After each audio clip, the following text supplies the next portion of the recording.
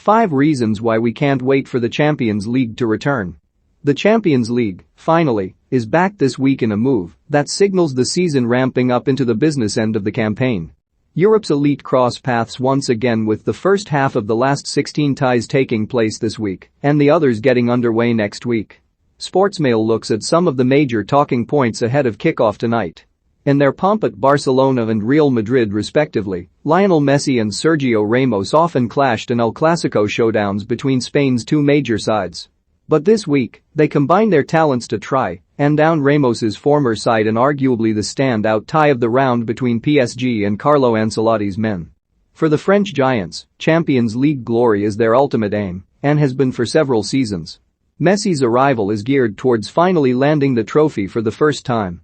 There is also the subplot of Kylian Mbappé, the PSG striker who is strongly linked with a summer move to Madrid on a free transfer when his current deal expires. Speaking last week to Amazon Prime, Mbappé was coy over what playing Madrid now means to him. "Have I made a decision over my future? No," Mbappé said. "Playing against Real Madrid changes a lot of things. Although I have the freedom to do what I want in this moment, I am not going to speak with a rival or do that type of thing. I am concentrated on winning against Real Madrid. And then we will see what happens." The draw for the last 16 took 2 takes after an error over the placement of Manchester United's ball. But one fixture that came out both times was Chelsea v Lille, a tie which has been labelled the Joe Cole Derby. The BT Sport pundit enjoyed 7 years at Chelsea, winning 3 Premier League titles at Stamford Bridge. He spent a year with French side Lille in the 2011-12 season. And Cole has warned Thomas Tuchel's men, the defending champions, not to underestimate the French side who are 10th in League One. Chelsea will be very happy with that, but I'd put a word of caution on that because Lille are a very exciting, strong, aggressive team, Cole told BT Sport when the draw was made. They have nothing to lose. Chelsea are the champions and are the hunted. When Lille play, it can be one hell of an atmosphere. It's going to be a tough one. They're probably breathing a sigh of relief to avoid Bayern Munich and Real Madrid, and I get that, but you can't discount this Lille team. Lots of good, young players who will be fearless, so Chelsea must be wary of an upset. They're rank outsiders, but the Champions League this season now represents Manchester United's last shot at silverware, and they have a hard last 16 tie against Atletico Madrid. The first leg, next week, is away at the Wanda Metropolitano. Atletico haven't enjoyed the season we are used to seeing from them. Like United, they are currently 5th in the standings and are battling to make the top 4 and qualify for next season's tournament.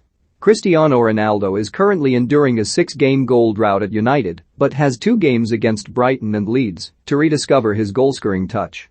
And he loves a game against Atletico, with 25 goals against them in 35 games. The 37-year-old has scored more against Simeone's men than any other team in his career. So don't rule United out of this one just yet. Jurgen Klopp's men are among the favourites to lift the trophy for a 7th time in their history, and they begin the knockout stages with a trip to the San Siro this week to meet Serie A holders Inter Milan. It probably represents Liverpool's best chance of glory this season, considering they trail Manchester City by 9 points in the Premier League, albeit with a game in hand.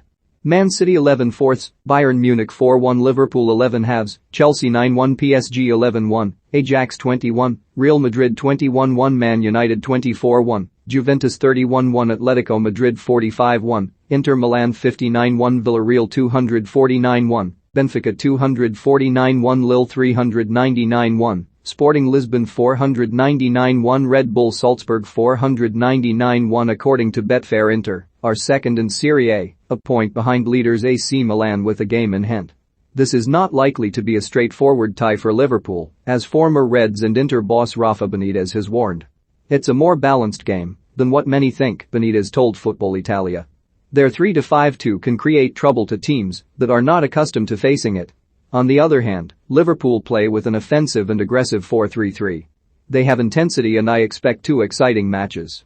The team that will be able to keep the ball possession for a longer time will prevail. Both have the technical abilities to make the opponents run. Simone Inzaghi is a coach with clear ideas. It was not easy to replace Antonio Conte, who had won the title, but he has done a great job by finding the harmony of the group, obtaining excellent results.